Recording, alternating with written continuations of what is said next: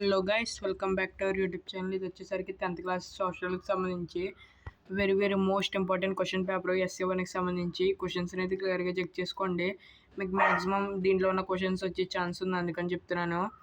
ఈ క్వశ్చన్స్ని అయితే చాలా డీటెయిల్గా చెక్ చేసుకోండి. ఇది వచ్చేసి సెక్షన్ 3 అనమాట. ఇది వచ్చేసి సెక్షన్ 2లో మీకు 2 మార్క్స్ క్వశ్చన్స్ అయితే ఇటైతే ఇస్తారు. ప్రతి ఒక్క క్వశ్చన్కి మీరు ఆన్సర్ చేయాలి.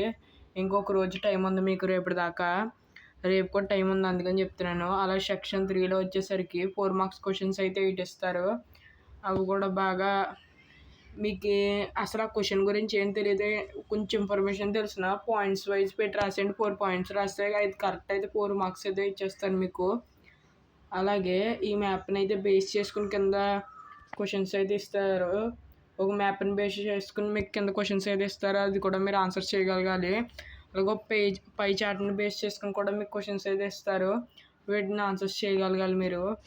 ఇది వచ్చేసి very very most important question. 28th question వచ్చేసి మీకు రియల్ పేపర్లో కూడా ఇది పడిపోవచ్చు. ఖచ్చితంగా అయితే మ్యాక్సిమం ఈ క్వశ్చన్ లేకుండా పేపర్ అయితే ఉండదు. ఖచ్చితంగా పేపర్లో ఈ క్వశ్చన్ అయితే ఖచ్చితంగా ఉంటుంది అనుకుంటున్నాను. ఇలా సెక్షన్ 4లో వచ్చేసరికి 8 మార్క్స్ క్వశ్చన్స్ 5 అయితే ఉంటాయి. ప్రతిదానికి ఇంటర్నల్ చాయిస్ అయితే ఉంది, చూసుకోండి. ఇది వచ్చి చెక్ చేసుకోండి బాగా.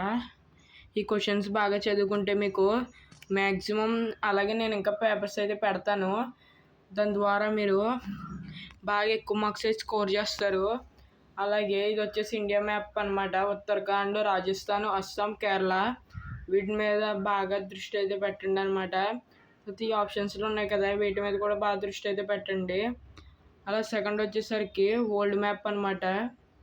First Germany, Australia, Belgium, China, Japan, Turkey, Poland, France అనమాట. వీటి మీద మీరు శ్రద్ధ గట్టిగా పెడితే మీరు ఎక్కువ మార్క్స్ అయితే స్కోర్ అయితే చేస్తారు, నాది గ్యారంటీ.